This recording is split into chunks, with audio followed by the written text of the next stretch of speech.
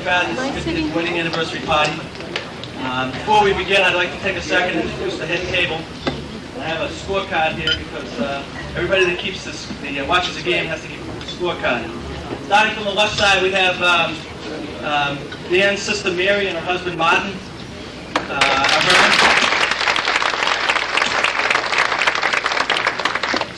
Ginny's brother Edward and his wife Margaret. We go to the other side and we have Dan's aunt Susan and her husband Stephen. And we have Dan's brother John and his wife Barbara. And of course we have the happy couple right there in the middle.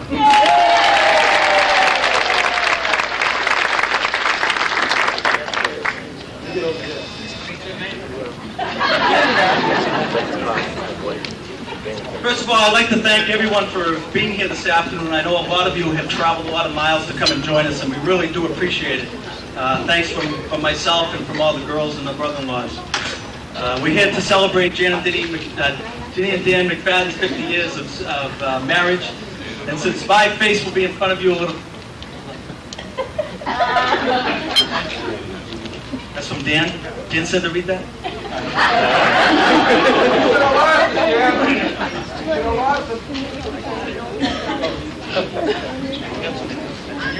Yeah. Dan said, Mike, where are you? Dan said to read this? Yes. Dan and Ginny McFadden are the best in-laws a guy could ever want.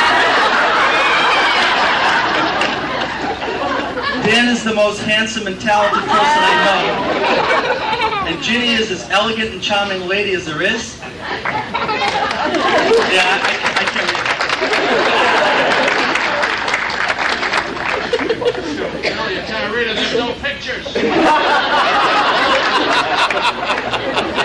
Just remember payback hurts, right? I wanted to tell you who I am. My name is Dan Albani, and I am Dan and Ginny's favorite son-in-law. I'm married to daughter number 3, Gail. I am also the president of the McFadden Son-in-Law Association, which there are other members. Mike Montori and Alan Marabellius. If you're there, give us a shout. I have met quite a few of you in the past, but you probably don't recognize me because I've lost quite a bit of hair during the past 10 years. But that is what you get when you're married to a McFadden breed offspring. I mean, look at this guy over here, yeah? Actually, this is an honor for me to be up here today. It is also a son-in-law's dream because finally the McFaddens have to listen to what I have to say. I have to laugh sometimes when I look at good old Irish Dan McFadden. He's probably the most Irish person I know, and what does he end up with for son-in-laws? A couple of Italians and a Greek. Must be the luck of the Irish, I don't know. I can remember the first time I met Dan and Ginny. It was at a Labor Day party, one of their pool parties that they usually have at their house. In fact, it was 11 years ago today that I first met Dan and Ginny.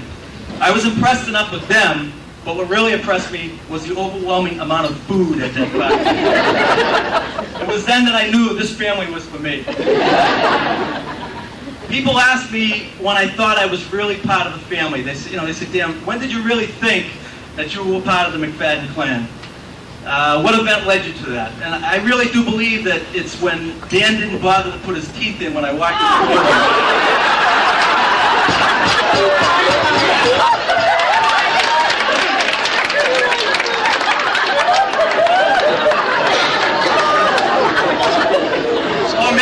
Or maybe it was the time that Ginny shared her tux with me. I'm not sure. That really is true love. I hear all these horror stories about in-laws. The fighting, the struggles to be nice to each other, having to tolerate each other at family outings. This is not the case with my relationship with McFaddens. I can tell you right here and now that over the past 11 years, I have never had a fight with Ginny. That's because I just do what she tells me to do. However, I have had one fight with Dan, and it was a few years ago, and I can remember this. We were down in Marco Island. We went out to dinner one night. We had a terrible argument. It was over who was going to pay the bill. Well, he ranted and he raved that he wanted to pay the bill, so who am I? I let him pay. Now, instead of arguing and fighting with him, I let him pay for everything. The McFaddens have been very good to me, my wife Gail, and our son Danny. They've always been there to support us and have provided us with some of the most important things in life. I mean, the truly important things in life. The Cheez-Its, the frozen Milky Ways, the diet soda, they're always available to us. Did you know that Dan and Jenny got married on Christmas Eve, December 24th? You know, when Gail first told me that, I thought it was some sort of Irish custom or something. I mean, we're Italians, we stay home and we wrap presents and we put toys together, bicycles, that type of thing. I don't know, I couldn't figure that one out. Dan and Jenny do have some strange habits. Papa, which we affectionately call him, he loves to buy airline tickets for the same flight, sometimes 2 and 3 times. And Ma loves to send cash through the mail and doesn't bother to sign the card. But we automatically know who it's from. Only Ma could get away with that. If I were you, I would talk to Dan within the next 30 minutes because we all know his visits are usually brief. Very brief. I think it was just last week. I was upstairs in my house.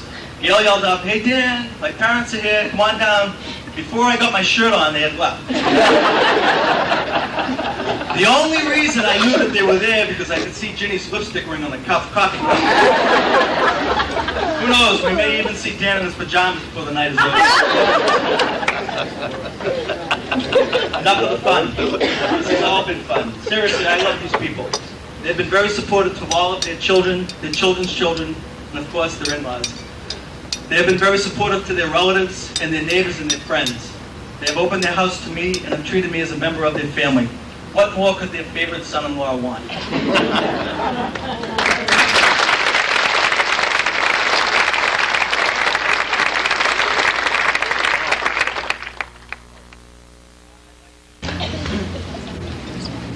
I hate to do this, and it's with great reservation, but here you go. Take it back. 10 minutes. 10 minutes. Hands are too big, so I wore a cummerbund.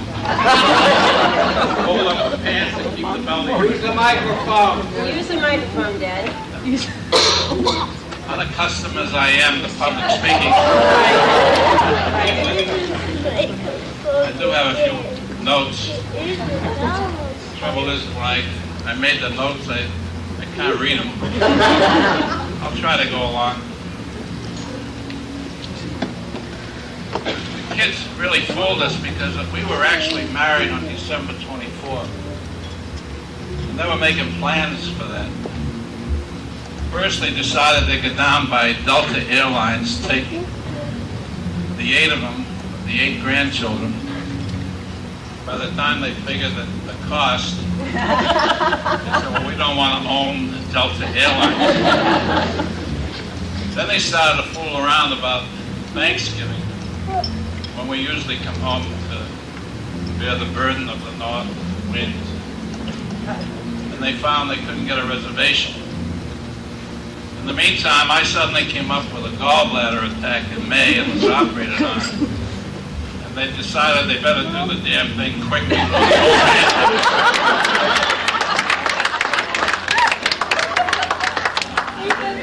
And that's the reason why we're having it on Labor Day. That's what Ginny was saying when she had the 4 children.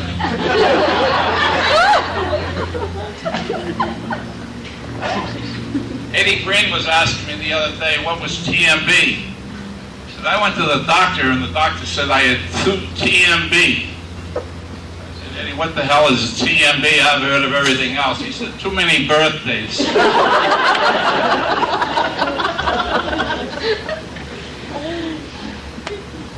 I want to thank my girls. They're really, well, I can't express our appreciation, thanks. They did a hell of a job.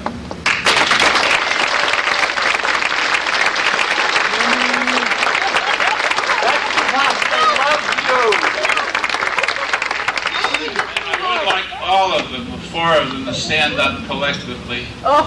For a while. Come on.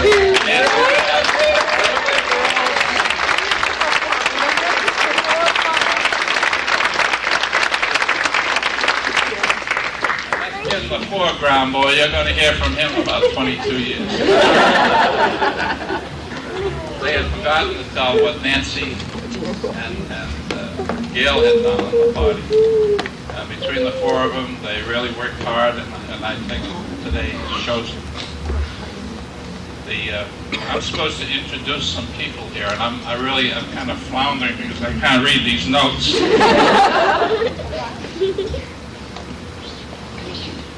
You haven't met my grandchildren, and they're all at one table over there. The first one that you saw was our little Danny. Danny is Dan and Gail, baby boy, 3.5 years old. Our oldest grandson and granddaughter, twins, Justin and Kristen Amico. Would you please stand up, Justin and Kristen?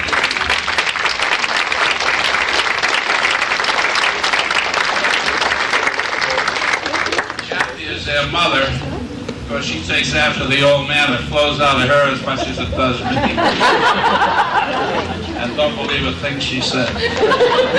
Another young fellow at their table whom I saw yesterday playing football at Boston College. You know, I played in for Boston College, and I was an average ball player. When I was out 10 years, I became an All-East football player. Then I became All-American after I was out 40 years. And you know why? No one was around to remember what I played. This guy hit the quarterback of Rutgers yesterday, and I can still feel it. Like I mean Tom McManus.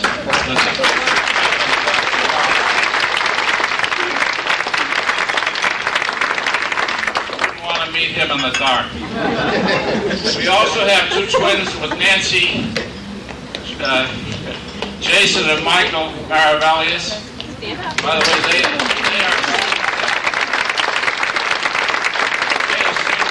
RIP, and Kristen and Justin are both in their senior year. Kristen at Boston College and Justin at Bentley.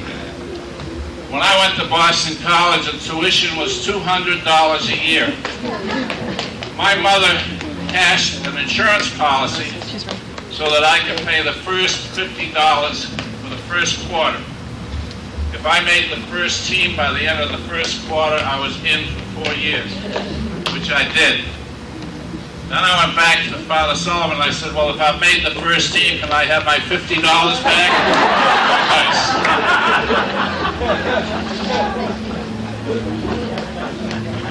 Over here is a young lady I want you to really meet.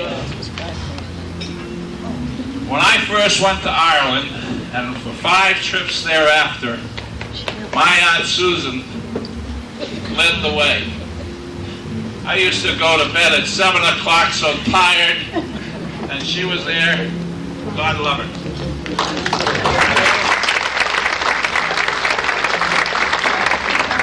Her sister lived in the north of Ireland.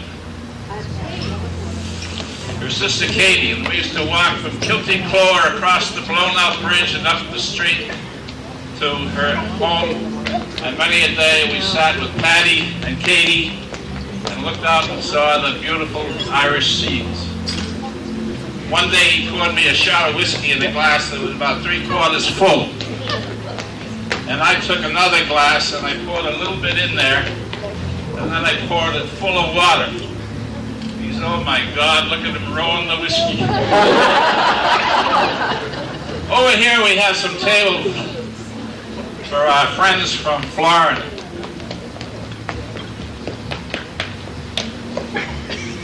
Where the hell is my cane? These are the Costas and the O'Briens. We met them when we first went to Marco Island when we were living in the trade wind. And Sam and Angie Costa let us rent their apartment. My first telephone bill was $492.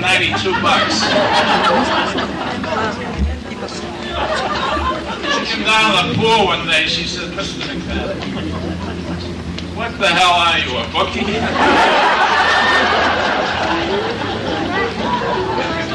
At that time, I was running the insurance business. out of Florida with the girls, of course, handling all the real business at home. Creeley Buchanan and his wife, and Ernie Meglin and his wife, we all grew up together in Arlington.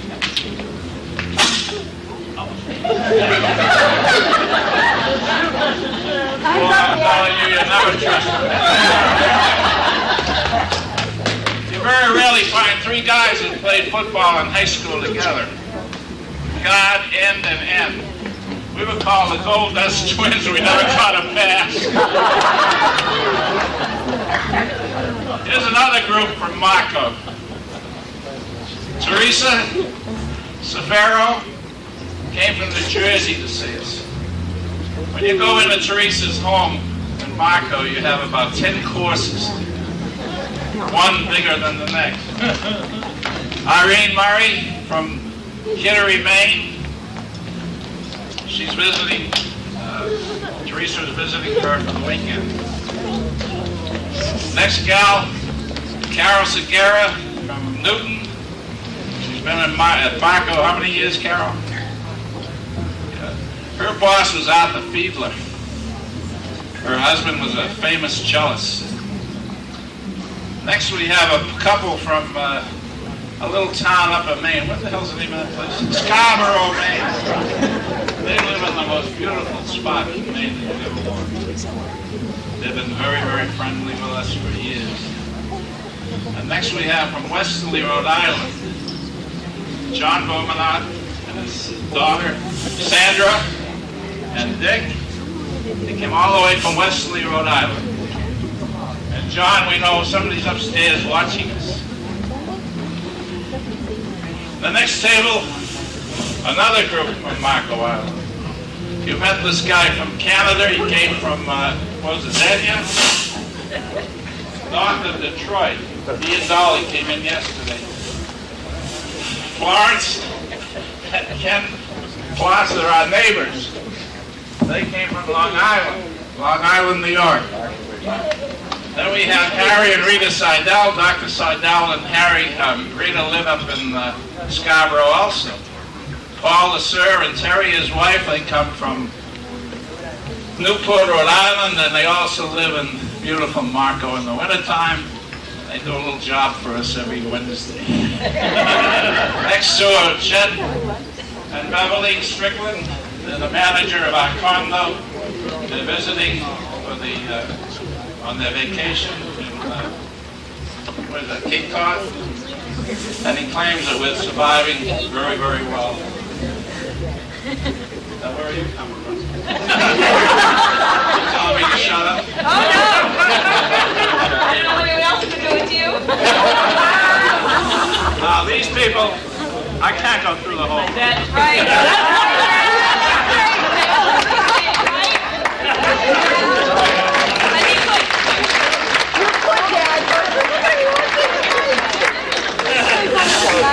Tensions are good. Miles Levitt was telling me about a fellow that went to the hospital, the doctor the day before yesterday. He went yesterday. He said, boy, the guy was really down and out. I said, what the hell happened? He said, well, I got a telephone call from the doctor. I'm rolling this. And the doctor says, I have bad news and I even got even worse news. I said, what did he say? He says, you only got 24 hours to live. Oh my God. He said, what's the real bad news?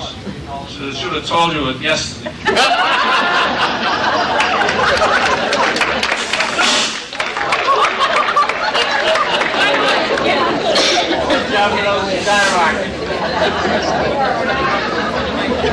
You know,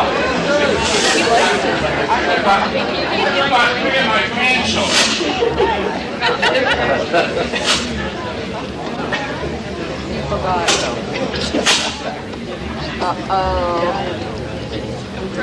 I forgot three of my grandchildren. Yes. Elena, Alyssa, come on, stand up, Alyssa. Alyssa. Michael.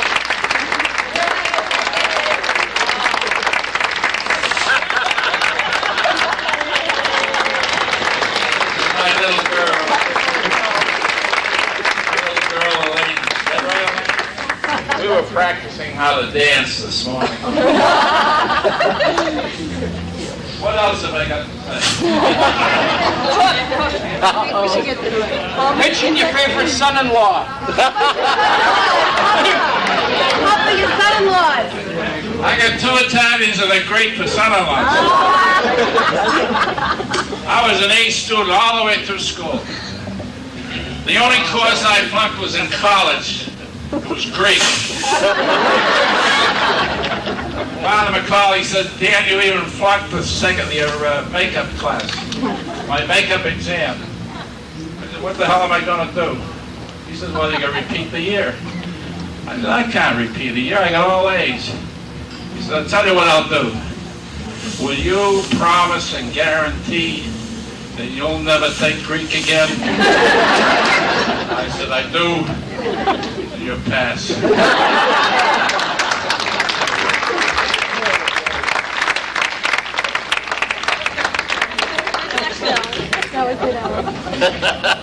I've forgotten most of what I was going to say.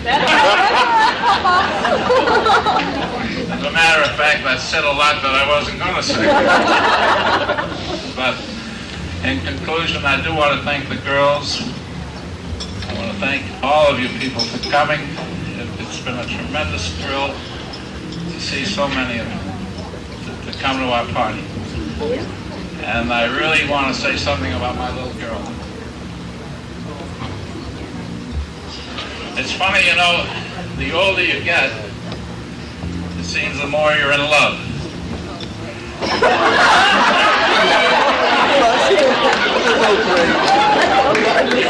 You even get used to all the snide remarks.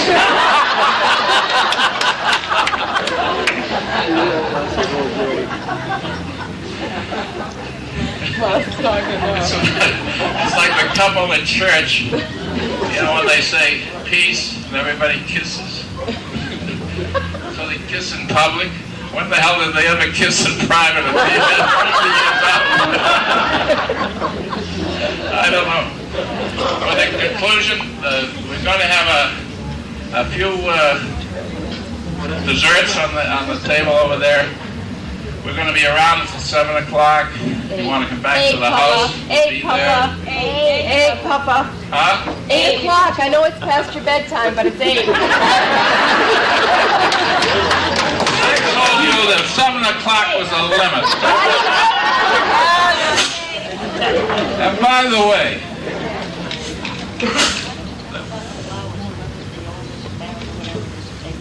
no one told me to say that.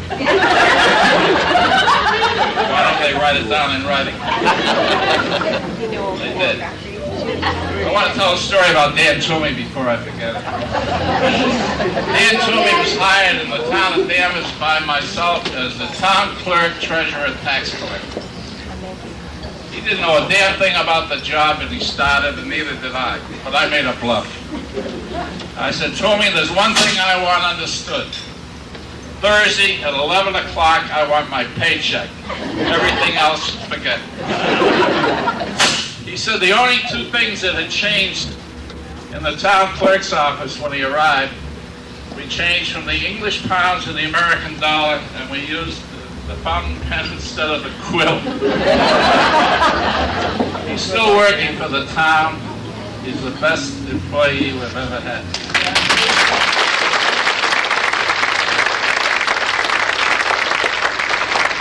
The other thing I want to say is that my moccasins and white socks were hidden, so I couldn't find them this morning. And your pajamas. Now, there are flowers at every table. And who's going to get them? Jan, that's what we wanted to go to. I think probably the person that has been married the longest. The person married the longest at each table will take home the flowers. With that, thank you.